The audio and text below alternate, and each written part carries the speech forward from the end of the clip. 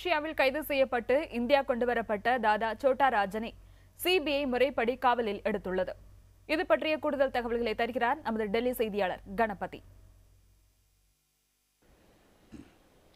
சோட்டா ராஜன், தாவூத் இப்ராஹிம் மற்றும் அவருடைய கூட்டாளிகளை குறித்து எந்த அளவுக்கு தகவல்களை கொடுக்க முடியும் என்பதை நாளை உளவுத்துறை அதிகாரிகள் சோதிக்க இருக்கிறார்கள். இன்று மருத்துவ பரிசோதனை, மருத்துவ சிகிச்சை, பின்னர் சிபிஐ விசாரணை ஆரம்பம் என்று பட்டியலிடப்பட்டிருக்கிறது. அதிகாரிகள் கொடுத்திருக்கும் தகவலின்படி சோட்டா ராஜனை தங்களுடைய ரிமாண்டில் கஸ்டடியில் வைத்திருக்க வேண்டிய வேலைகள் அனைத்தையும் இன்று சிபிஐ முடித்துவிடும் என்றும், அதன் பிறகு நாளையிலிருந்து உளவுத்துறை விசாரணை தொடங்கும் எனவும் தெரிகிறது.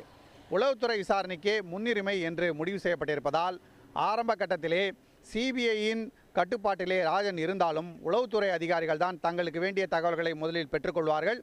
அவர்கள் பல குழுக்களாக பிரிந்து விசாரணை நடத்துவார்கள் என்றும், சோட்டா ராஜன் துபாயில் தாவூத் இப்ராஹிமிடம் இருந்தபோது அங்கே என்னென்ன வியாபாரங்களிலே தாவூத் இப்ராஹிம் மற்றும் அவருடைய கூட்டாளிகள் ஈடுபட்டிருந்தார்கள், அதை தவிர இப்போது பாகிஸ்தானிலிருந்து எவ்வாறு அவர்கள் செயல்பட்டு கொண்டிருக்கிறார்கள், மற்ற நாடுகளிலே என்னென்ன செயல்பாடுகள் இருக்கின்றன போன்றவற்றையெல்லாம் சோட்டா ராஜனிடமிருந்து அறிந்து கொள்ள வேண்டும் என்று உளவுத்துறை சேர்ந்தவர்கள் ஆவலாக இருக்கிறார்கள். அதற்கான வேலையைத்தான் நாளை தொடங்க இருக்கிறார்கள்.